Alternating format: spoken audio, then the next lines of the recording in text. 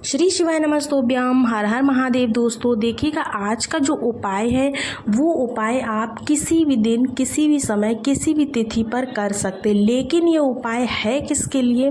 तो सबसे बड़ी बात आती है कि आजकल धन की समस्या बहुत चलती है, व्यापार में वृद्धि नहीं हो पा रही है, परेशानियां जीवन से जाने का नाम ही नहीं ले रही हैं। तो आपको इस उपाय को ज़रूर करना चाहिए। ये उपाय पूज्य गुरुदेव ने अपनी हाल ही की कथा में बताया है। जिस किसी ने भी पूरे साल इस उपाय को नहीं किया, अगर वो किसी भी दिन इस उपाय को कर लेता है तो उसके जीवन से बहुत सारी समस्याएं दूर हो जाएंगी। करना क्या है आपको इस उपाय को अपने घर पे करना है। पूरे परिवार, पूरी फैमिली की सुख शांति के लिए और समृद्धि के लिए इस उपाय को आप कर सकते हैं। उपाय को ज़रूर करिएगा। कैसे करना है? तो आप लोगों को 3 बेलपत्र लेने हैं। कितने बेलपत्र लेने हैं? 3 बेलपत्र लेने हैं, 11 चावल के दाने लेने हैं और मात्र 1 लोटा जल लेना है।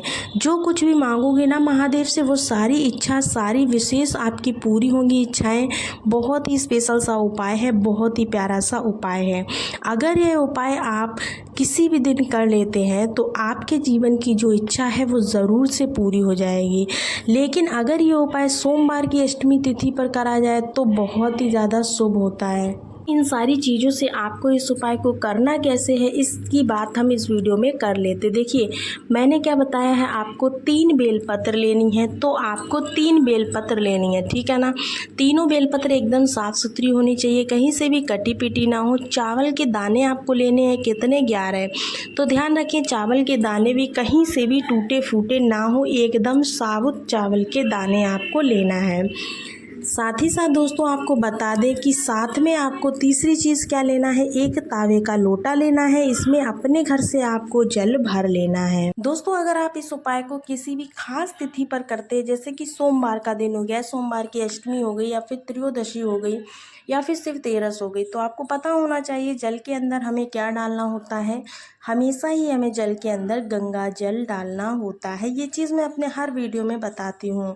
करना क्या है, अब क्या करना है, आपको इस कलश को लेना है, उठाना है। उठा करके मैंने आप लोगों को जो बताया है ना, क्या 3 बेलपत्र और 11 चावल के दाने, 3 के तीनों बेलपत्र जो मैंने आपको बताए हैं और 11 चावल के दाने, उसे उठा लेना है। अपने हाथों में लेकर के जितने भी आपके कमरे हैं, जितने भी आपके घर में रूम्स हैं, उनमें जा कर के आपको घूम करके आना है, सारी चीज़ें लेकर के जाना है। क्योंकि हम यह उपाय अपने घर की सुख शांति समृद्धि के लिए कर रहे हैं, तो ऐसे में आपको पूरे घर में इन चीज़ों को लेकर के घूमना है।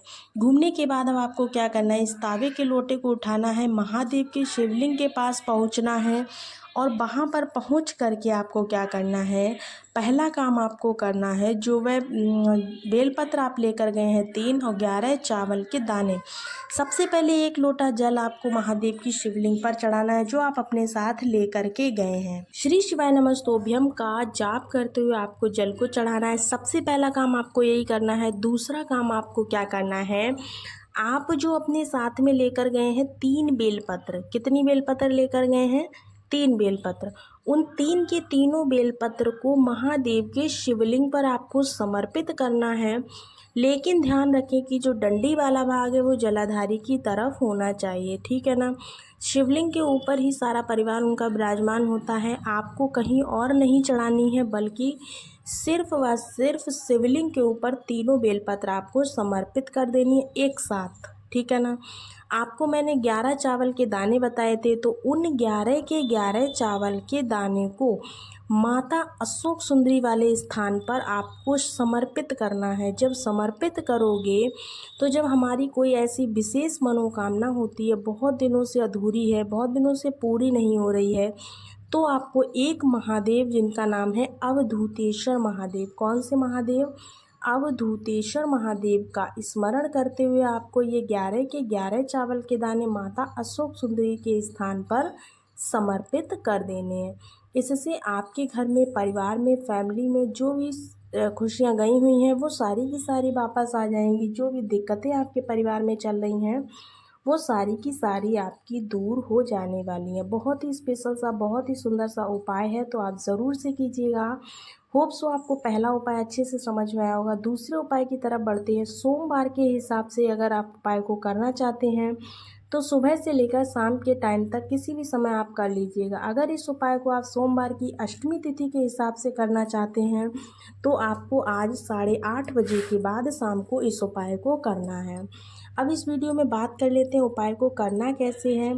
देखिएगा, सबसे पहली चीज़ आपको लेना है शहद। क्या लेना है? शहद। तो यह उपाय स्पेशली हम किसके लिए कर रहे हैं? ये उपाय हम कर रहे हैं जिन व्यक्तियों को बहुत ज़्यादा क्रोध आता है, गुस्सा उनका कंट्रोल में नहीं आता। ऐसा इंसान अगर आपके घर में है जिसको कोई प्रकार का नशा है, किसी भी प्रकार के नशे से छुटकारा पाना चाहते हो, तो आप इस उपाय को ज़रूर से करिएगा। करना क्या है, आपको बहुत ही सिंपल सा उपाय है। सिर्फ शराब ही नहीं, बहुत सारे नशे होते हैं, अलग अलग तरह के, अलग अलग चीज़ों के होते हैं। उन सबको अगर आप दूर करना चाहते हैं तो आपको क्या करना है, बहुत ही सिंपल सा उपाय है, बहुत ही छोटा सा उपाय है। पूज्य गुरुदेव की कथा से सुन कर के आपको बहुत अच्छे से यहाँ पर समझाने की कोशिश कर रहे हैं, तो ज़रूर से सुनिएगा। उपाय को स्किप मत कीजिएगा, वरना आप जानकारी को पूरा प्राप्त नहीं कर पाएंगे। कोई भी इंसान अगर गुटखा खाता है या नशा करता है या फिर जुआ खेलता है तो आपको इस उपाय को करके ज़रूर देखना है। इस उपाय को करने से आपको बहुत ज़्यादा फ़ायदा मिलने वाला है। अगर घर में कोई व्यक्ति गुस्सा करता है तो आप उसके लिए इस उपाय को कर सकते हैं। थोड़ा सा आपको शहद लेना है। क्या लेना है? शहद। ध्यान रखिएगा, मैंने आपको जब भी शहद के बारे में बताया, एक चीज़ हमेशा बताइए कि शहद की मात्रा बहुत ज़्यादा नहीं लेनी होती है। 1 चम्मच शहद ले लीजिए। उसके बाद में आप लोगों को लेना है क्या, जो दूर्वा होती है ना, जो भगवान गणेश को चढ़ाते हैं, हरी वाली दूर्वा लेनी है। 2 प्रकार की दूर्वा आती है, एक सफ़ेद होती है, एक हरी होती है। तो आपको कौन सी लेनी है? तो हम बता दें आपको, हमेशा हरी दूर्वा का प्रयोग करना है इस उपाय को करने के लिए, ठीक है ना। हमें यहाँ पर सफ़ेद दूर्वा की आवश्यकता नहीं पड़ने वाली है, सिर्फ व सिर्फ आपको हरी दूर्वा लेनी है। आपको गिनती करनी है, कितनी दूर्वा लेनी है? 21, यानी कि 21 हरी दूर्वा आपको लेनी है। और फिर लेकर के एक तावे का लोटा लेना है, उसमें आपको जल भर लेना है। जल अपने घर से भरिएगा, साथ ही साथ इसमें गंगा जल ज़रूर डालिएगा। हम ये उपाय कर रहे हैं किसी के क्रोध और गुस्से को शांत करने के लिए अपने घर में, तो गंगा जल डालना अनिवार्य है। जब आप गंगा जल डाल दें, आप पहुंच जाना है फिर से आपको महादेव के शिवलिंग के पास में। हमेशा आपको मैंने बताया है, गुरु जी की जो ऑनलाइन कथा थी सीहोर वाली, वहाँ पर भी गुरु जी ने इस वाले उपाय को बताया था। जब हम महादेव के शिवलिंग के ऊपर जल को समर्पित करते हैं तो हमेशा हमारा चेहरा कौन सी दिशा में होना चाहिए, तो भाई उत्तर दिशा में होना चाहिए। ये चीज़ आपको बहुत पहले से क्लियर होनी चाहिए। और आपके खड़े होने के बाद में सबसे पहला आपको काम क्या करना है, जो शहद लेकर गए हैं आप, उस शहद से महादेव की शिवलिंग के ऊपर आपको लेपन करना है। क्या करना है? लेपन करना है। साथ ही साथ शिवलिंग के ऊपर यानी कि जलाधारी पर आपको लेपन नहीं करना है, सिंपली आपको शिवलिंग के ऊपर ही लेपन कर देना है। दूसरी चीज़ आपके पास में है हरी दूर्वा। कितनी, 11 या 21, जो भी हरी दूर्वा आपने ली है, वो हरी दूर्वा जो मैंने 21 यहाँ पर बताई थी, उन हरी दूर्वा को लेकर के आपको माता अशोक सुंदरी के स्थान पे समर्पित कर देना है। जब माता अशोक सुंदरी के स्थान पर आप दूर्वा को समर्पित कर रहे होंगे तो महादेव से विनती करनी है, आपको प्रार्थना करनी है, शिव शंभु भोलेनाथ, हमारे घर परिवार में जो भी फैमिली में दिक्कत चल रही है, जो भी परिवार में अनबन चल रही है, जिस भी व्यक्ति का क्रोध शांत नहीं हो रहा है, उसका नाम व गोत्र बोलते हुए आपको प्रार्थना करना है कि आप हमारे घर से इन सभी समस्याओं को, सभी प्रकार के नशों को और गुस्से वाले व्यक्ति के गुस्से को ठीक करिएगा। ऐसे प्रार्थना करके आपको फिर 1 लोटा शुद्ध जल तावे के लोटे से महादेव के शिवलिंग पर श्री शिवाय नमस्तोभ्यम बोलते हुए समर्पित कर लेना है दोस्तों। अब आप इतना करने के बाद जब जल चढ़ाओगे तो यही जल बहता हुआ जलाधारी से नीचे आएगा। तो ऐसे में आपको सबसे पहला काम करना है, इस शहद वाले जल को किसी भी बर्तन में रोक लेना है। जल को रोकने के बाद में जो 21 दूर्वा होंगी, इसे उठा करके आप अपने घर पर ले जाना।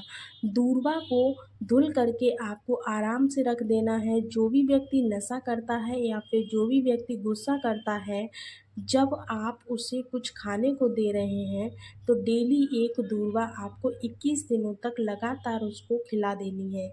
बिना बताए खिला दीजिए तो बहुत अच्छी बात है, उस व्यक्ति का गुस्सा जो है धीरे धीरे और आप कंट्रोल में देखेंगे कि आने धीरे-धीरे लगेगा। उसका गुस्सा शांत होने लगेगा, जिससे आपके परिवार में, आपके फैमिली में जो भी प्रॉब्लम्स चल रही होंगी, वो सारी की सारी धीरे-धीरे सॉल्व होने लगेंगी।